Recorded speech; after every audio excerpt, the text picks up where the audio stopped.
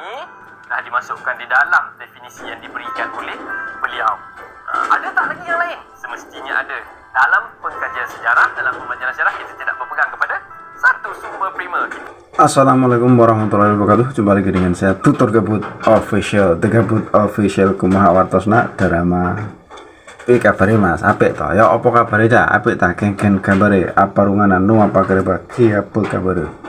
Bagaimana kabarnya? Semoga kesehatan dan kebahagiaan selalu menemani hidup Anda. Baik kawan, saya ucapkan terima kasih kepada Anda yang baru pertama kali menemukan video ini. Dan selalu saya ucapkan beribu-ribu terima kasih kepada Anda yang selama ini support Tutor Gabut ya. Tetap support Tutor Gabut agar The Gabut Official selalu semangat mengupload video-video trending saat ini dengan penyampaian yang berbeda. Baik kawan, kita akan kembali mengulas seperti cuplikan video tadi tentang alam Melayu. Kita akan simak dulu sebuah video ini tentang pembelajaran sejarah di sekolah rendah menengah. Kita tidak tahu sekolah rendah menengah itu apa ya, kemungkinan SMP ya, SMP. Setelah sekolah rendah tuh naik ke atasnya gitu loh, kemungkinan itu ya. Kita simak dulu videonya, baru nanti kita reaksi. Jangan kemana-mana. Kerajaan alam Melayu. Jadi sebelum kita pergi kepada lebih dalam kerajaan alam Melayu ni, kita mesti berkenalan. Orang kata tak kenal maka tak cinta. Ya. Jadi kita tengok. Jadi di dalam tajuk kerajaan alam Melayu ni, kita akan belajar berkenaan dengan konsep alam Melayu, kewujudan kerajaan alam Melayu, kerajaan alam Melayu yang masyhur, dan kerajaan di alam Melayu yang sezaman dengan kerajaan yang luar dan hubungan-hubungan mereka dengan kerajaan yang luar tersebut. Dan lebih daripada itu, yang paling penting di dalam pembelajaran sejarah adalah kronologi pembelajaran tersebut. Untuk itu, kita tengok kepada garis masa kerajaan alam Melayu ini. Iaitu, kita tengok garis masa ini adalah kewujudan daripada awal sehingga kepada kerajaan yang paling muda. Kerajaan yang paling tua kepada kerajaan yang paling muda. Pasti ada titik persilangan, pertemuan di antara kerajaan-kerajaan ini tadi. Kalau kita tengok dekat sini, kita ada kerajaan Funan antara yang paling awal jauh ke belakang. Kemudian kita ada Champa, kemudian kita ada Kedah Tua, kita ada Ganggar Negara, kita ada Sriwijaya, Angkor dan Majapahit. Yang mana kalau kita tengok daripada slide ni, kita tengok Champa merupakan kerajaan yang mempunyai jangka hayat paling panjang, paling lama. Maksudnya Champa mempunyai persilangan ataupun pertembungan yang paling banyak dengan kerajaan-kerajaan Melayu, alam Melayu yang lain. Baik, tapi untuk belajar, kita perlu mengenali latar belakang mereka dahulu. Mari kita berkenalan dengan apa itu alam Melayu. Silakan cikgu. Baik. Untuk mendefinisikan alam Melayu, kita pecahkan kepada 3 faktor. Iaitu, yang pertama adalah dari segi faktor geografinya. Kemudian dari segi faktor bahasanya. Dan yang ketiga dari segi faktor budayanya. Kerana perlu difahami ya Tuan Pangeran Ifan, bahawa alam Melayu yang dimaksudkan bukanlah Melayu yang kita tahu di negara kita hari ini. Tapi alam Melayu merupakan satu kawasan persempadanan yang besar yang mana ada berbagai kerajaan di dalamnya seperti mana yang kita tunjukkan tadi. Kita pergi kepada definisi yang pertama oleh Profesor Emeritus Datuk Dr. Nik Hassan Suhaimi yang menyatakan alam Melayu meliputi kawasan Madagaskar ke Tanah Melayu, Papua New Guinea, Australia, New Zealand, Kepulauan Pasifik hingga ke Taiwan. Alam Melayu tu daripada Tanah Melayu sampai ke Taiwan. Itu menurut Profesor Emeritus Datuk Dr. Nik. Kalau kita tengok pada peta ni, nampak dia punya keluasan kawasan tu daripada sini sampai sini. Semua ini adalah alam Melayu. Alam Melayu. Menurut Profesor Emeritus Datuk Dr. Nik. Faktor geografi ya. Faktor geografi. Kita tengok ada tak ahli akademik yang lain ataupun tokoh-tokoh yang lain berkongsikan definisi beliau? Ada. Kita lihat. Menurut Abdul Hadi Haji Hassan, merupakan salah seorang ahli akademik, dia kata alam Melayu merupakan satu lingkungan geografi yang luas, meliputi kepulauan Melayu sehingga ke selatan Thailand. Itu Abdul Hadi kata. Kemudian kita tengok, ada tak lagi untuk geografi? Ada. Profesor Emeritus Tan Sri Datuk Pendeta Dr. Ismail Husin. juga berkongsi dengan kita definisi bahawa dunia Melayu meliputi selatan Vietnam, Kemboja, selatan Myanmar, segenting Keras, Malaysia, Indonesia, Brunei dan Filipina. Kalau kita tengok, ruang yang diberi ini macam hampir dengan peta yang awal-awal tadi. Betul, cikgu. Tetapi dia ada menyebut tentang selatan Myanmar. Dia ada menyebut tentang selatan Vietnam. Maksudnya, dia lebih naik ke atas-atas ni sikit. Nampak ni, kawasan-kawasan ni dah dimasukkan di dalam definisi yang diberikan oleh beliau. Ada tak lagi yang lain? Semestinya ada. Dalam pengkajian sejarah, dalam pembelajaran sejarah, kita tidak berpegang kepada satu sumber primer. Kita pergi kepada sumber primer yang lain. Kita lihat. Geografi. Alfred Russel. Alfred Russel juga mentakrifkan bahawa alam Melayu meliputi kepulauan Tanah Melayu hingga Tanah Serib dan kepulauan Nicobar, Filipina, kepulauan Solomon hingga ke Papua New Guinea. Papua New Guinea, kepulauan Solomon dimasukkan di dalam alam Melayu. Tapi yang awal ini masih lagi di alam Melayu ataupun Malaysia yang kita kenal ini sampai ke selatan Thai ini masih lagi berada di dalam definisi beliau. Jadi kalau kita tengok ada persamaan di antara definisi-definisi yang diberikan tadi, iaitu kawasan yang saya bulatkan ini. Kawasan ini masih lagi sama, tetapi yang panjang tadi dia kata sampai Taiwan, sampai Filipina, sampai seterusnya dan sampai pula sekarang ke Kepulauan Solomon. Bertambah-tambah mempunyai definisi yang berbeza-beza kerana rumput geografi tadi, faktor geografi. Kita tengok, ada lagi tak? Yang ini juga salah satu daripada definisi yang kita terima, konsep yang kita terima dan antara yang paling kukuh, iaitu Profesor Dr. Ding Chuming. Beliau merupakan pengkaji kepada manuskrip Melayu dan dia kata, dunia Melayu merupakan sebuah kawasan yang luas meliputi Malaysia, Indonesia, Brunei, Singapura, selatan Thailand dan Filipina. Ini antara pengkajian yang paling moden, paling terkemudian yang kita temui. Itu sebab dia menggunakan istilah yang lebih mudah untuk kita faham. Kalau tadi disebut Tanah Serib. Tanah Serib itu di mana kedudukannya? Mungkin murid-murid yang sedang menonton tak tahu di mana, tak pasti di mana kalau bukan ditunjukkan dalam peta. Tapi apabila disebutkan Malaysia, Indonesia, Brunei, Filipina, ini merupakan kerajaan-kerajaan ataupun negara-negara yang wujud hari ini. Yang terbentuk secara moden je, Syekh. Ya, jadi kita mungkin kalau buka di Google Map, boleh jumpa dekat situ. Seterusnya, tadi daripada aspek geografi. Geografi maksudnya daripada segi aspek fizikalnya, keadaannya, kedudukannya dan persamaan daripada segi mungkin iklim dan sebagainya. Kita lihat daripada aspek yang kedua, iaitu bahasa. Kalau kita tengok daripada aspek bahasa, kita tengok apa yang diberikan dekat sini. Bahasa serumpun mempunyai berkaitan dengan bahasa etnik pribumi. Persamaan ini boleh dikenal pasti melalui kata-kata tertentu. Sifat bahasa Melayu yang sederhana dan mudah dipelajari membolehkan bahasa ini diterima di alam Melayu. Siapa yang berkata ni? Sultan Takdir Ali Shah Bana. Dia kata kan. Kalau kita tengok Pangeran Ifan hari ni, contoh kalau kita pergi ke Kemboja contohnya. Kalau kita pergi ke Kemboja, kita lebih mudah nak order teh tarik ke sana. Kalau kita pergi ke Kemboja, kita kata nak teh tarik, dia tahu. Dia tahu bahawa kita order teh tarik. Kita tak perlu nak gunakan pool tea, no. Tak payah. Nak order teh tarik, sebut pool tea tak perlu. Sebut teh tarik, dia faham.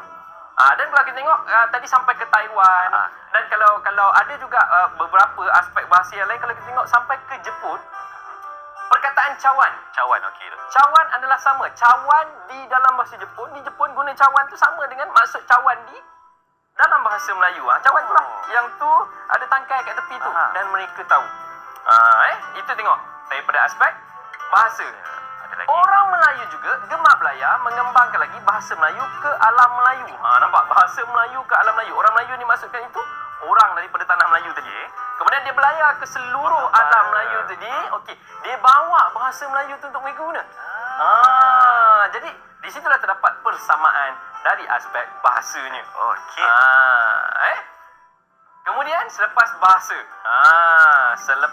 bahasa, maka kita akan pergi kepada budaya. Jadi kalau kita tengok, kalau kita merujuk kepada definisi geografi awal tadi, kita merujuk kepada definisi konsep yang diberikan dalam bahasa tadi, terdapat persamaan. Jadi apabila terdapat persamaan bahasa dan geografi ini, maka akan terdapat persamaan budaya.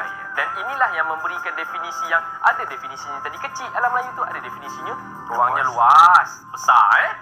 Okey, jadi kita tengok. Dia kata penduduk alam Melayu mempunyai budaya serumpun yang merangkumi bahasa dan tulisan, persuratan, struktur sosial, kesenian, kepercayaan dan adat. Kalau kita tengok contohnya, mungkin main kita tengok di pantai timur negara kita. Di sekitar, di negara sekitar, mungkin di Thailand, di Vietnam, di Kamboja, mereka juga ada permainan yang seperti wow. Tapi mungkin wow ni bukan wow bulan seperti yang ada di negara kita. Tetapi dalam bentuk layang-layang yang mungkin lebih kepada struktur budaya di negara mereka. Baik, itu tadi sudah kita simak videonya secara keseluruhan. Akan kita rangkum beberapa hal yang mungkin perlu dikritisi ya. Karena kalau kita diam ya disangka setuju gitu. Baik, emang dalam pendidikan sejarah itu tidak ada sesuatu sejarah yang 100% benar, tidak ada. Sejarah itu berdasarkan penulisan-penulisan dari berbagai macam orang, dan kita ambil yang referensinya paling bisa dipertanggungjawabkan, kan seperti itu toh. Kita akan catat beberapa hal tentang alam Melayu tadi. Dia sebutkan bahwa ada 3 hal yang memungkinkan, 3 hal yang menjadi patokan. Yang pertama adalah geografi, letak geografi. Kalau dilihat dari bentuknya memang kepulauan, dan di peta dunia itu paling mencolok di kita ya. Di Nusa Tenggara itu dia terbentuk kepulauan, terutama Indonesia ya. Kepulauan, pulau kecil-kecil kelihatan banget kalau dilihat di gambar kayak gambar ini, dibandingkan dengan daratan-daratan lain, benua lain, itu paling menonjol letak geografi.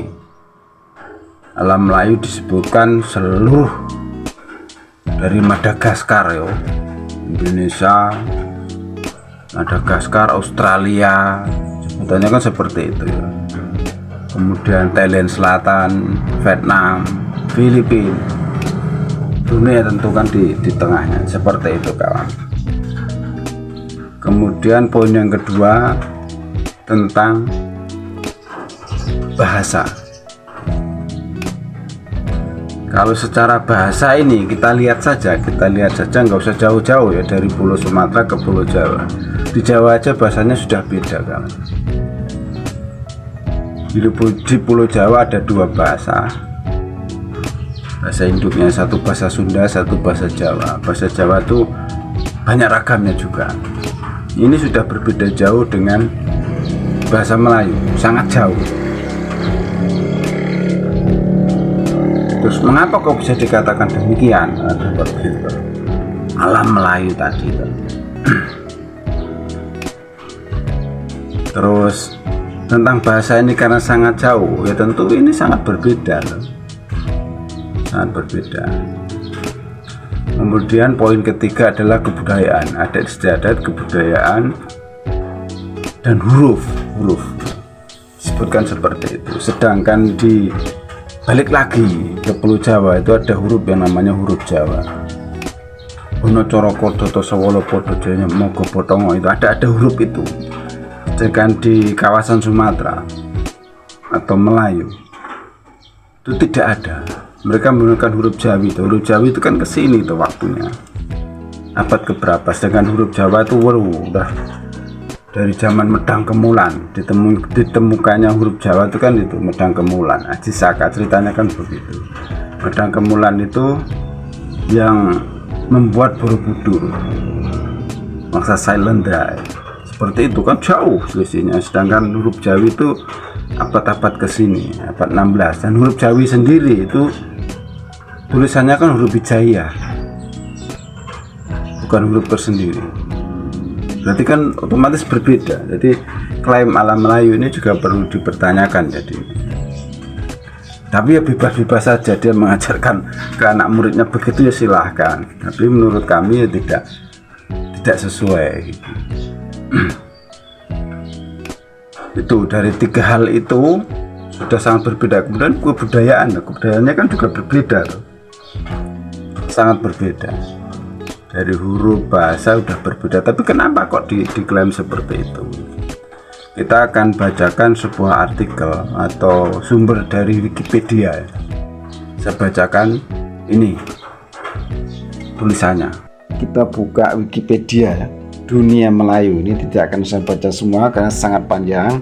Kita akan konsentrasi saja di sebuah bab atau alinea yang paling gampang nanti kita ingat. Ini sini ya, yang akan saya bacakan di sini. Penggunaan konsep ini yang paling menonjol adalah pada awal abad ke-20 yang dianut dengan gaya irredentis oleh para nasionalis Melayu dalam bentuk Indonesia Raya dalam kurung politik atau Melayu Raya sebagai aspirasi untuk perbatasan alami atau yang diinginkan dari sebuah bangsa modern bagi ras Melayu.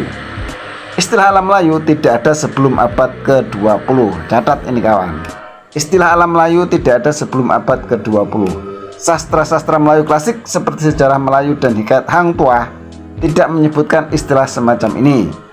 Istilah ini baru berkembang setelah tahun 1930. Dengan contoh pertama yang tercatat berasal dari majalah Guru, sebuah majalah bulanan negeri Malaya, dan koran Saudara yang diterbitkan di Penang dan beredar di seluruh negeri-negeri selat. Istilah alam Melayu berkembang dan menjadi populer setelah munculnya gerakan nasionalisme Melayu pada perempat kedua abad ke-20. Kita konsentrasi di sini ya, kita bahas. Nah, setelah kita lihat di tulisan tadi, ternyata istilah alam Melayu itu baru ada abad ke-20. Abad 19, abad 20, abad 19 paruh kedua, berarti sekitar 1930 sampai 1950-an lah, kira-kira segitu. Istilah alam Melayu dan digunakan sebagai nasionalisme kebangsaan, nasionalisme kemelayuan, seperti itu tuh. Dulu kan memang waktu itu, waktu Indonesia sebelum merdeka itu kan ada sebuah rapat atau bagaimana ya, pertemuan lah kasarannya orang-orang yang di Nusantara ya, sebutan Nusantara jauh lebih lama itu kan ada sebutan Indonesia Raya kayak tadi di tulisan seperti itu toh, atau Melayu Raya. Itu jatinya seperti itu sebenarnya, karena kan dalam bentuk geografis itu memang cocoknya satu negara itu, Nusantara itu sebutannya. Jadi sebutan alam Melayu ini juga rancu ya, karena dia waktu adanya itu tujuan politik, nasionalisme Melayu, tujuan politik. Dan dulu waktu diajak bersatu dengan Indonesia Raya, mereka memilih berpisah, dimerdekakan oleh Inggris, oleh British. Dan tokoh-tokoh yang dari mereka pengen bersatu itu malah dituduh yang macam-macam gitu. Salah satunya Ibrahim Yakub. Beliau Ibrahim Yakub tuh sampai sekarang dimakamkan di Taman Makam Pahlawan Jakarta loh, begitu Kalibata. Seperti itu. Jadi alam Melayu ini sebutannya bisa propaganda dari mereka saja. Justru yang lebih lama harusnya istilah Nusantara. Nah, karena kan Nusantara itu adanya dari zaman Majapahit, itu jauh lebih fokus, lebih bisa dipertanggungjawabkan. Nusa itu pulau di antara pulau-pulau. Emang bener kan wilayah, terutama wilayah Indonesia ya. Ini lihat gambarnya. Nusantara tuh, di antara pulau-pulau. Seperti itu. Jadi karena alam Melayu ini sudah terlanjur didengung-dengungkan, dipropagandakan, yang kita lawan, kita jelaskan.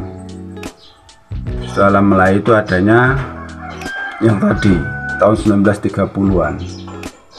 Jadi abad 19 pertengahan itulah, 1930 sampai 1950, kira-kira segitulah.